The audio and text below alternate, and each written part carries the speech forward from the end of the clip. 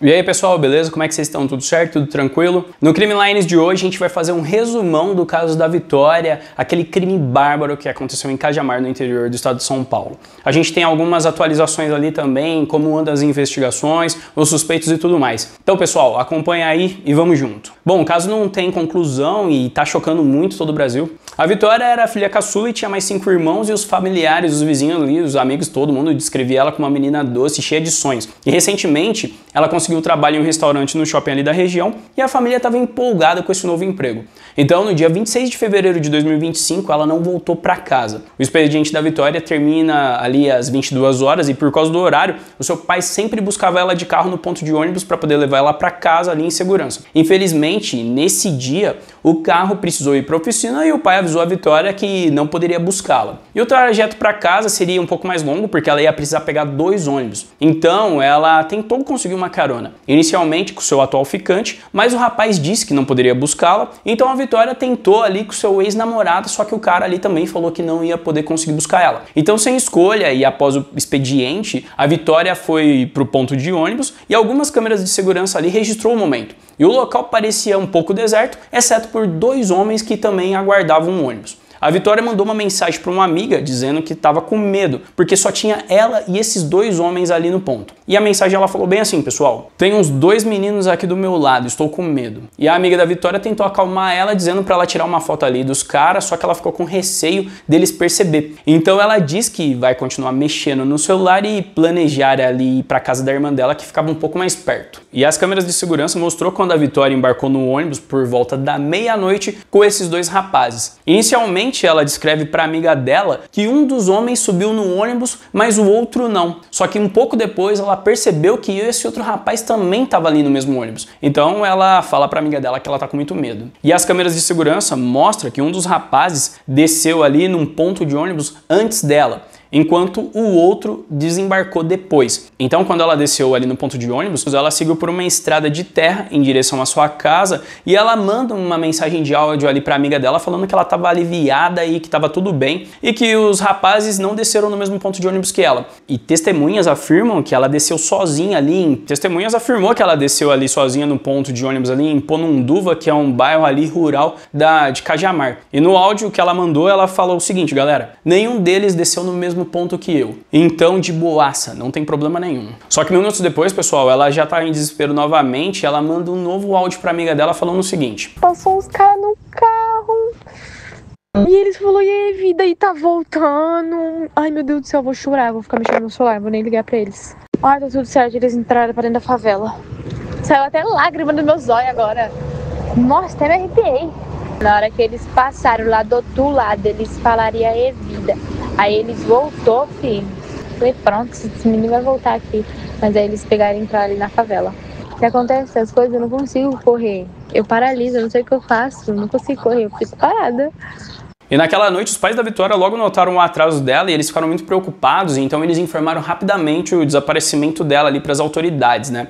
E a troca de mensagens com essa amiga foi essencial para que a polícia conseguisse agir rapidamente, sabendo que tinha algo de errado. As buscas começaram rapidamente e alguns suspeitos foram ouvidos. E foi 7 dias de busca intensa, até que no dia 5 de março de 2025, uma cena brutal foi encontrada. Um cadáver nu, já em estado de decomposição, com 3 facadas no abdômen, pescoço e rosto, foi descoberto pelos cães farejadores da Guarda Municipal. E o cadáver também contavam com outros sinais de tortura. As mãos e os pés estavam envolvidos em plástico filme e sua cabeça estava parcialmente separada do tronco, indicando que tentaram degolar ela. E ela foi encontrada em uma área de difícil acesso, ali numa mata ali muito difícil acesso. E o que também chamou a atenção da polícia foi o fato do cadáver ser encontrado com o cabelo raspado, o que é algo muito comum entre facções criminosas para poder punir traições. Os pais da Vitória conseguiram reconhecer o corpo graças ao piercing e tatuagem, só que a cena abalou tanto o psicológico da mãe que ela precisou ser hospitalizada logo em sequência. E quando o corpo de Vitória foi levado ali ao IML, mais um outro choque. A perícia determinou que ela tinha sido morta há 5 dias, só que ela estava desaparecida há 7 dias, o que indicava que ela teria ficado pelo menos 2 dias sendo torturada ali pelos criminosos. Outros resultados ainda continuam em análise, só para saber se houve abuso sexual. Infelizmente, a polícia não encontrou a arma do crime no local, local e também não sabia, não tem como falar se a Vitória tinha sido mantida em cativeiro em outro local e teria sido morto nesse cativeiro, ou se ela foi levada ali onde foi encontrado o seu corpo e morreu ali mesmo. E os investigadores agora trabalham para poder responder algumas perguntas, né? Quem eram os homens no ponto de ônibus? Quem eram os homens que passaram por ela de carro? Qual o envolvimento deles? E principalmente, qual a motivação do crime? O caso ainda continua em investigação, só que a gente vai falar alguns detalhes, algumas informações que se sabe até o momento. Os primeiros suspeitos do caso que a polícia começou a interrogar foi o ex-namorado e o ficante da Vitória. Ela teve contato com os dois homens ali naquela noite pedindo carona.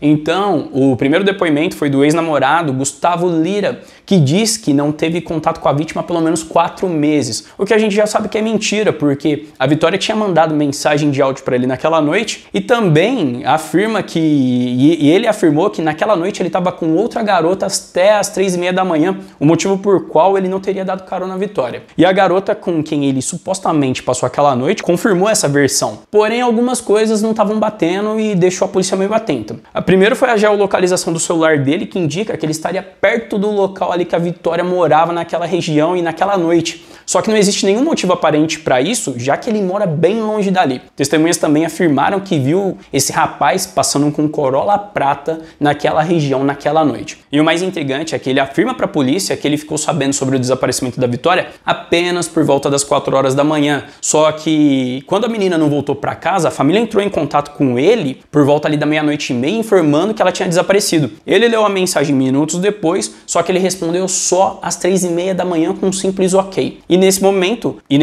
a polícia pediu a prisão preventiva desse cara aí do Gustavo, só que foi negado por falta de evidências. Em entrevista, o delegado ali que está conduzindo a investigação, ele falou bem o seguinte, galera, há uma grande suspeita de que ele não tenha participado do crime, mas ele sabia que esse crime seria executado. A polícia também afirmou que a família de Vitória nunca gostou desse ex-namorado e porque ele já ameaçou ela algumas vezes, né? Ninguém sabe o teor dessas ameaças, mas foi dito que ele já ameaçou ela algumas vezes. Estudou quase a vida inteira e faz uma bobagem dessa. Meus parceiros, tá aqui o Lido, tá? O Lido tá aqui, ó, tô bem tranquilo. Tô de boa, tô suave. O que eu tinha pra falar eu já falei. Não tenho nada mais pra contar. Não devo pra ninguém. E todo mundo sabe. Demorou, meus parceiros? Então esse cara que estudou aí, ó, tá de parabéns, hein? Acompanha o próximo story aí, ó. Tá de parabéns, eu tô preso, hein? Lembrando que eu tô preso. E pessoal, agora segue as informações que a gente tem desse outro rapaz que era o ficante da Vitória, que também se chama Gustavo. Ele se chama Gustavo Vinícius, era um ficante, ele não era namorado da Vitória. Isso a defesa dele já afirmou, e a defesa também falou que poderia perguntar pro pai ou pra família se sabia que ela namorava esse Gustavo Vinícius, que vai ter uma grande negativa, porque eles se conheceram, eles saíram 2 vezes, mas foi só isso, não houve uma relação de namoro. Eu quero deixar esclarecido que eu não tenho nada a ver com ele, com esse crime, entendeu? Minha ligação não é nenhuma, eu só fiquei com ela apenas 2 vezes. Pelo menos 16 testemunhas foram ouvidas e existem 6 suspeitos. O ex-namorado, o ficante, os homens dentro do carro, esses 2 homens que passaram ali pela Vitória e os outros 2 homens que pegaram o ônibus junto com ela naquela noite. E depois de colher vários depoimentos, tem uma informação que deixou a polícia em alerta. O ex-namorado da Vitória, o Gustavo Lira, ele tinha um amante chamado Daniel.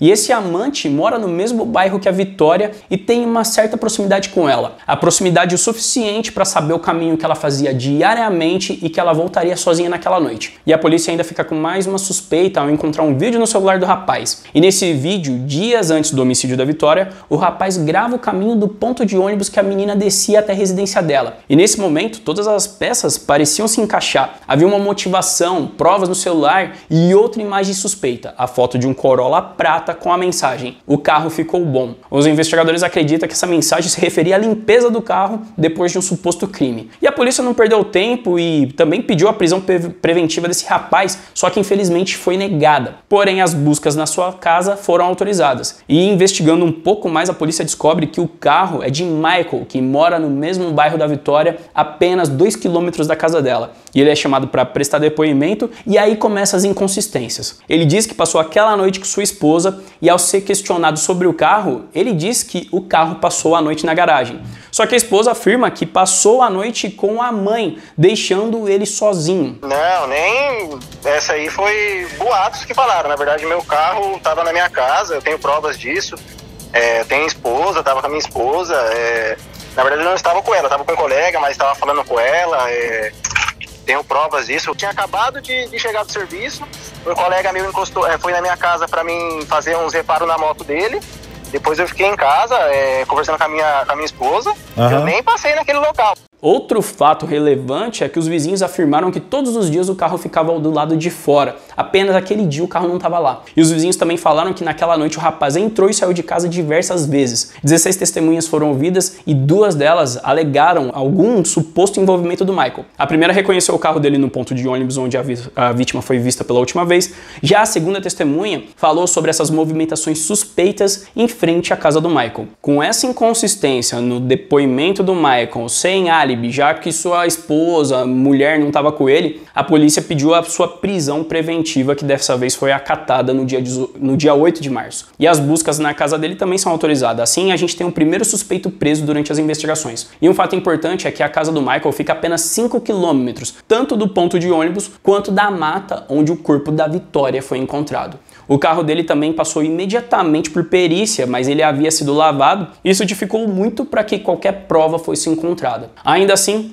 um fio de cabelo foi encontrado e está nesse momento sendo analisado. E o resultado do DNA ainda não saiu. E o delegado afirma que o prazo médio é de 30 a 40 dias. No dia 10 de março, o carro foi submetido a uma nova perícia e dessa vez eles encontraram vestígios de sangue no porta-mala. E o exame de DNA já foi solicitado e está pendente até o momento, né? Provavelmente deve demorar igual ali o fio de cabelo. Então o delegado afirmou: o Corolla de Michael tinha sangue no porta-mala e tudo leva a crer que esse sangue era da vítima. E foi encaminhado para um laboratório de DNA e o processo é demorado, é necessário fazer um refinamento, o sangue acaba se misturando com algumas propriedades que estão ali no local, solvente, alguns produtos de limpeza, então 30 a 40 dias o laudo estará pronto. E além disso, a geolocalização do celular desse cara mostra que naquela noite ele estava muito próximo ao local que o cadáver foi encontrado. E pessoal, outros veículos também estão sendo investigados. O carro que passou por Vitória ali naquela noite, que ela menciona no áudio com uma amiga, foi identificado pela polícia como um Yaris. Essas informações levam os investigadores a crer que os participantes do crime se encontraram algumas vezes naquela região.